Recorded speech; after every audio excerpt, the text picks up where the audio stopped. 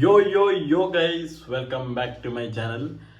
ഗുരുവായൂർ അമ്പലനടയിൽ ഞാൻ എന്താ പറയേണ്ടത്? നിങ്ങൾ ഈ വീഡിയോ കാണുന്ന സമയത്ത് പറ്റുമെങ്കിൽ ടിക്കറ്റ് ബുക്ക് ചെയ്ത് just book a ticket and go for the movie. കാരണങ്ങളുണ്ട്, കാര്യങ്ങളൊക്കെ കുറേ ഇഷ്ടം പോലെ പറയാനുണ്ട്. ആദ്യം തന്നെ നമുക്ക് ഈ ടെക്നിക്കൽ സൈഡ്, ക്രൂ മെമ്പേഴ്സിൻ്റെ പേരുകളൊക്കെ എടുത്ത് പറയാം.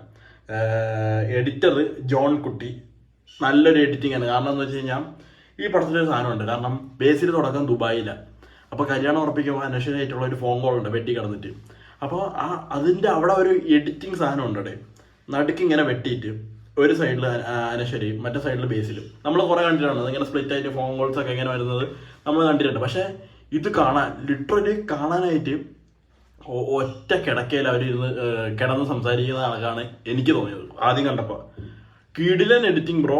അതുമാത്രമല്ല കുറേ സ്ഥലങ്ങളിലൊക്കെ അടിപൊളിയായിട്ട് തന്നെയുണ്ട്. അവസാനമൊക്കെ നല്ല കുറേ സാധനങ്ങളൊക്കെ എഡിറ്റ് ചെയ്ത് വെച്ചിട്ടുണ്ട്. അതൊക്കെ ടോപ്പ് കിടിലൻ സാധനം. എഡിറ്റർ പൊളിച്ചു. പിന്നീട് പറയാനുള്ളതാണെങ്കിൽ മ്യൂസീഷ്യൻ അങ്കിത് മേനോൻ. എൻ്റെ ദൈവമേ, മ്യൂസിക് ആ കൃഷ്ണ എന്നുള്ള സാധനം അവസാനമൊക്കെ വരുമ്പോൾ ആ ബീറ്റ് നമ്മുടെ നെഞ്ചിലാണ് ഇടിക്കുന്നത്. ഇതിൽ ഒരു പാട്ടുണ്ട്, ഒരു കല്യാണത്തിൻ്റെ ഒരു പാട്ടുണ്ട്. അതെനിക്ക് പേഴ്സണലി ലിറിക്കലി അത്ര എനിക്ക് ബോധിച്ചില്ല. ഭയങ്കര ഷോക്കും ലിറിക്സ് ആയിട്ടാണ് എനിക്ക് തോന്നിയത്. പക്ഷെ അവിടുത്തെ മ്യൂസിക്കും പിന്നെ അവിടുത്തെ ക്യാമറ വർക്കും പിന്നെ അവിടുത്തെ കളർ ഗ്രേഡിങ് ഉണ്ട്. എന്ന് വെച്ചാൽ രണ്ട് സൈഡിൽ കല്യാണം നടക്കുമ്പോൾ ഒരിടത്ത് ഒരു ഷെയ്ഡും മറ്റിടത്ത് വേറൊരു ഷെയ്ഡുമായിട്ട് അങ്ങനെ കാണിച്ചത്. അതൊക്കെ അടിപൊളിയായിട്ട് തന്നെ ഉണ്ടായിരുന്നു. എനിക്ക് ഇഷ്ടപ്പെട്ടു. Written by Deepu Pradeep. I am really sorry. കിടിലൻ, നല്ല സ്ക്രീൻ പ്ലേ. സത്യം പറഞ്ഞാൽ ഗ്രിപ്പിങ് എൻഗേജിങ് എന്നൊക്കെ പറയുകയാണെങ്കിൽ ഇതാണ് പടം. From the beginning till the end ചിരിക്കാനായിട്ട് പൊടി വാരി എറിഞ്ഞിരിക്കുകയാണ് കോമഡീസ്. അത് ഒട്ടും നമുക്കങ്ങനെ ബോറടിക്കില്ല. പ്രൊഡ്യൂസ്ഡ് ബൈ സുപ്രിയ മേനോൻ, നമുക്കറിയാം, പൃഥ്വിരാജ് പ്രൊഡക്ഷൻസ്. ആൻഡ് സിനിമാറ്റോഗ്രാഫി കിട്ടുപോയി രവി നീരജ് എന്ന് പറഞ്ഞാൽ. എൻ്റെ ദൈവം, അവസാനത്തെ ഡ്രോണിൻ്റെ കുറേ ഷോട്ടൊക്കെ എടുത്ത് വെച്ചിട്ടുണ്ട്.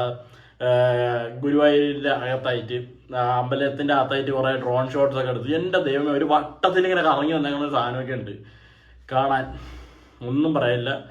അതും ടോപ്പ്. പിന്നീട് ഡയറക്റ്റഡ് ബൈ വിപിൻ ദാസ്. പുള്ളീനെ കുറിച്ച് പറയാതിരിക്കാൻ പറ്റില്ല. നമ്മളിപ്പോൾ മുദ്ദുകം എന്ന് പറയുന്നൊരു സിനിമയാണ്. അത് എത്ര പേർക്ക് വർക്കായിട്ടുണ്ടെന്ന് എനിക്കറിയില്ല. എനിക്ക് പേഴ്സണലി ഇഷ്ടപ്പെട്ട ഒരു സിനിമയാണ്. അതൊരു ഡാർക്ക് ഹ്യൂമർ ടൈപ്പ് ആണെങ്കിലും നല്ല രീതിയിൽ പിടിച്ച് പോയിട്ടുണ്ട്. അതിൽ പിന്നെ പാട്ടുകളൊക്കെ നല്ല രസമായിരുന്നു കേട്ടോണ്ടിരിക്കാനായിട്ട്. അന്താക്ഷരി എന്ന് പറഞ്ഞ മൂവി, അതും എത്ര പേര് കണ്ടിട്ടുണ്ടെന്ന് എനിക്കറിയില്ല. പക്ഷേ OTT റിലീസ് ചെയ്ത പടമാണ്. അതും ഗംഭീര പടം തന്നെയായിരുന്നു. അത് തിയേറ്റർ മിസ് ചെയ്ത ഒരു തിയേറ്റർ എക്സ്പീരിയൻസിനുള്ള സാധനങ്ങളൊക്കെ ഉണ്ടായിരുന്ന ഒരു സിനിമയായിട്ടാണ് എനിക്കത് തോന്നിയിരുന്നത്. ആൻഡ് ജയ ഹേ എല്ലാവർക്കും അറിയാവുന്നതുപോലെ അതും കിടിലൻ പടമായിരുന്നു. ആൻഡ് പുള്ളി, എനിക്ക് തോന്നിയത് വെച്ച് പുള്ളി വീണ്ടും പ്രൂവ് ചെയ്തിരിക്കുകയാണ് പുള്ളി ഒരു കിടിലൻ ഡയറക്ടറാണെന്ന്. കുറേ ചിരിക്കാനായിട്ടും അങ്ങനത്തെ കുറേ നല്ല നല്ല മൊമെന്റ്സ്, നമുക്ക് ഒന്നും ആലോചിക്കാതെ ഒരു ഫൺ റൈഡിൽ കയറി അങ്ങ് പോവാം. തുടക്കം തൊട്ട് അവസാനം വരെ നമ്മുടെ മുഖത്തൊരു പുഞ്ചിരി എപ്പോഴും അവിടെ വെച്ചിട്ടുണ്ടാവും. ക്ലൈമാക്സ് ഒക്കെ ഒരു രക്ഷയില്ല. പിന്നെ ആക്ടേഴ്സിൻ്റെ കാര്യം പറയുകയാണെങ്കിൽ ബേസിൽ എൻ്റെ പൊന്ന് ബ്രോ, എങ്ങനെ സാധിക്കണം ഇങ്ങനെ സ്പോണ്ടേനിയസ് ആയിട്ട് ഓരോ ജോക്കൊക്കെ ഇങ്ങനെ കൊണ്ടുവരാൻ?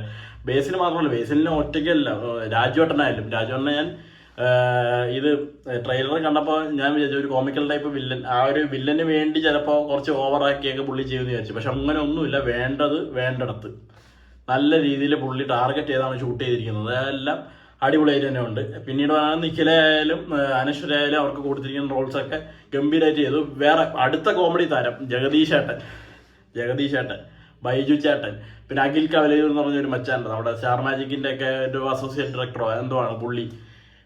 നമ്മുടെ സാഫ് ബോയ്, ജോമോൻ ജ്യോതിർ, യോഗി ബാബു. എൻ്റെ ദൈവമേ, പുള്ളിയൊക്കെ വന്നിട്ട് ഒരു സാധനം നമുക്ക് ഇട്ട് തരും. ഇങ്ങനെ ചിരിച്ചിരിച്ച് എൻ്റെ വയറ് മേലെടുത്ത് കണ്ണും നിറഞ്ഞ് അങ്ങനത്തെ ഒരു അവസ്ഥയായിരുന്നു.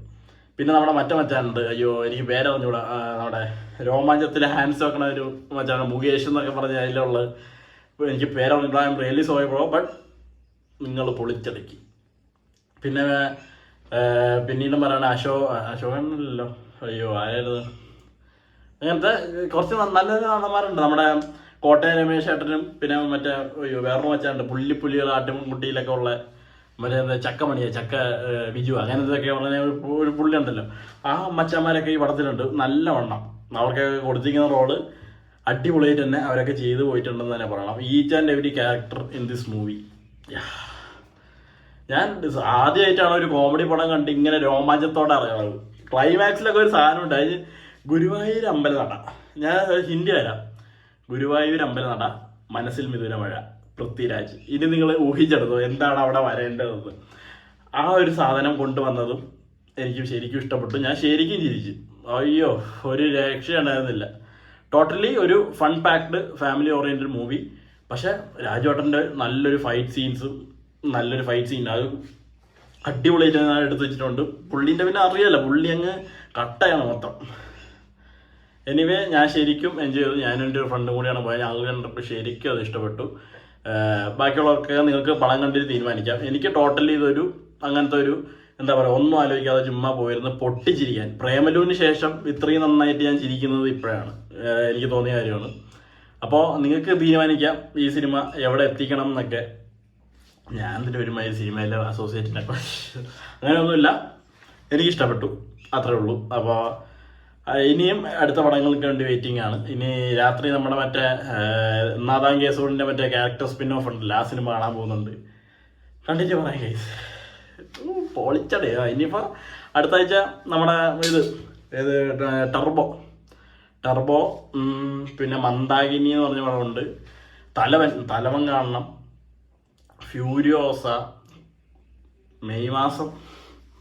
പൊളിച്ച് ഈ പടം കിടിലൻ പടം. എനിക്ക് കൂടുതലായിട്ടൊന്നും പറയാനില്ല. എല്ലാവരും each and every character of this movie. പറയാൻ വിട്ടുപോയ ഒരു കാര്യമുണ്ട്. അത് ഞാൻ സാധാരണ വിട്ടുപോയത് അത് ബോട്ടെന്ന് വിചാരിച്ച് വിടാറുള്ള ആളാണ്. പക്ഷെ ഇതിൽ ഗുരുവായൂർ സെറ്റ് ഇട്ടിരിക്കുകയാണ്.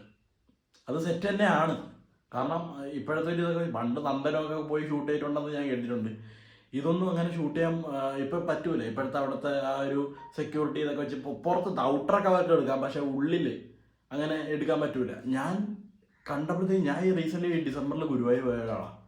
സെറ്റ് ഏതാ ഒറിജിനൽ ഏതാന്ന് മനസ്സിലാവാത്ത ഒരു അങ്ങനെ നിൽക്കുകയായിരുന്നു ഞാൻ. ഇവിടെ സത്യം പറഞ്ഞാൽ നല്ല ക്രാഫ്റ്റിങ്. അവർ അവിടെ പോയി ഓരോ മുക്കും മൂലയും കറക്റ്റായിട്ട് അവർ അവിടെ നിന്ന് ഒപ്പിയെടുത്ത് കൊണ്ടുവന്ന് ഇവിടെ പണി ചെയ്ത് വെച്ചു. ആ ഒരു സെറ്റ് വർക്കിന് അവർ കാശ് മുടക്കിയതിൽ ഒരു തെറ്റുമില്ല. അത് അടിപൊളിയായിട്ട് തന്നെ ഉണ്ടെന്ന് എനിക്ക് തോന്നി. കിടിലൻ സെറ്റ്, അത് പറയാതിരിക്കാൻ വയ്യ. പിന്നെ അവിടുത്തെ കല്യാണത്തിൻ്റെ തിരക്കും, ഒരു ദിവസം 110 കല്യാണത്തോളം ഉള്ള കാര്യങ്ങളൊക്കെ സത്യമാണ്. ഞാൻ കോവിഡ് ടൈമിൽ ഒരു കല്യാണത്തിന് പോയതാണ്. അപ്പോൾ ഭയങ്കര റഷിൽ ഇങ്ങനെ കല്യാണമൊക്കെ നടക്കുന്ന ഒരു സ്കീമാണ്. ഗുരുവായൂരിൽ നടത്തണമെന്നുണ്ടെങ്കിൽ അതൊക്കെ അവർ നല്ല രീതിയിൽ പറഞ്ഞു പോയിട്ടുണ്ട്. അത് അടിപൊളിയായിട്ടുണ്ടായിരുന്നു. അപ്പോൾ ഈ സെറ്റ് വർക്കിൻ്റെ കാര്യം അത് വിട്ടുപോയതാണ്. എന്നിട്ട് ഒരിക്കൽ കൂടെ എടുത്ത് ഇതിൻ്റെ ഒപ്പം ആഡ് ചെയ്തിടാമെന്ന് ഞാൻ വിചാരിക്കുന്നു. അപ്പോൾ ഞാൻ പറഞ്ഞ പോലെ തന്നെ